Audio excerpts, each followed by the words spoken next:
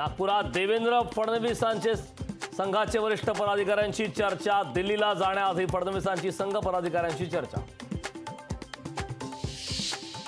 देवेंद्र फडणवीसांसोबत अमित शहांची फोनवरून चर्चा। फडणवीसांच्या पदमुक्तीच्या विनंतीनंतर फोन केल्याची माहिती। कोणताही निर्णय चर्चा करूनच घेण्याचे सुतोवाच। महाराष्ट्रातील 9 खासदारांना मंत्रिपद मिळण्याची शक्यता। शिवसेनेच्या 3 चेहऱ्यांना संधी, तर भाजपकडून गडकरी, पियुष गोयल, राणेंना पुन्हा संधी मिळण्याची शक्यता। एनडीएतील मित्रपक्षांकडून भाजपकडे मंत्रिपदाची मागणी। नितीश कुमार, चंद्रबाबू नायडूंकडून 3 मंत्रिपदाची मागणी।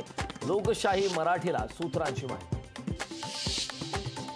नरेंद्र मोदी 8 जूनला पंतप्रधानपदाची शपथ घेणार असल्याची लोकशाहीला सूत्रांची माहिती। राष्ट्रपती भवनात शपथविधी सोहळा होणार। मोदींकडून संघालाच गुलाम करण्याचा प्रयत्न सुरू होता। पराभव झालेला माणूस पंतप्रधान कसा होऊ शकतो? राऊतांचा नरेंद्र मोदींवर हल्लाबोल। राष्ट्रवादीच्या आमदारांना मंत्रिपदाचे वेध। महाराष्ट्रातला रखडलेला मंत्रिमंडळ विस्तार 15 दिवसात करा।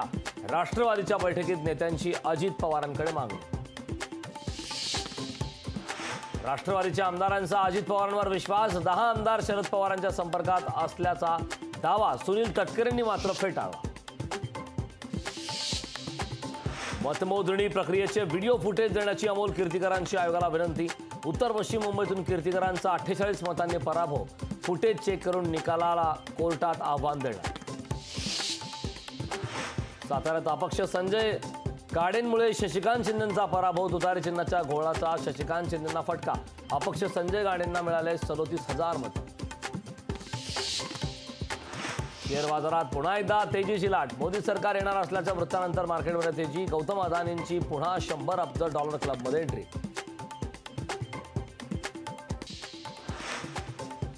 एकनाथ शिंदेंच्या सुनेनं लोकसभा निवडणुकीत जिंकलेल्या खासदारांचं केलं औक्षण। श्रीकांत शिंदेंनी सुद्धा खासदारांचं शाल श्रीफळ देऊन केलं स्वागत। किल्ले रायगडावर संभाजीराजे आणि जरांगेंची भेट। शिवराज्याभिषेक सोहळ्यानंतर दोघांची धावती भेट। पराभवानंतर स्क्रिप्ट लिहिणाऱ्यांचा पक्षश्रेष्ठींनी विचार करावा। खासदार भावना गवळी यांचा संजय राठोड यांना टोला।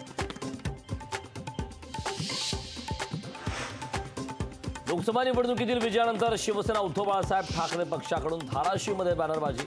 ठाकरेंचे निष्ठावंत कैलास पाटील यांच्या बॅनरवर किंगमेकर म्हणून उल्लेख। पराभवानंतर पंकजा मुंडेंनी घेतली कार्यकर्त्यांची भेट। परळीतील यशस्वी निवासस्थानी कार्यकर्त्यांची गर्दी। कार्यकर्त्यांना अश्रू अनावर। पंकजा मुंडेंनी दिला धीर।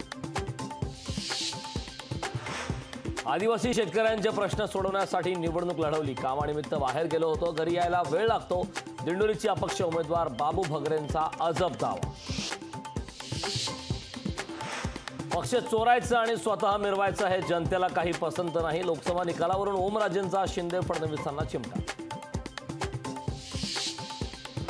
प्रकाश आंबेडकरांना लोकसभा निवडणुकीत मोठा फटका। वंचितच्या मतांची टक्केवारी निम्म्याने घटली। स्वतंत्र निवडणूक लढल्याचा वंचितला फटका बसल्याची चर्चा। बीडमध्ये धनगर आरक्षणाचा प्रश्न पुन्हा पेटला। बीडच्या केस तालुक्यात तरुणाने टाकीवर चढून केला उपोषण।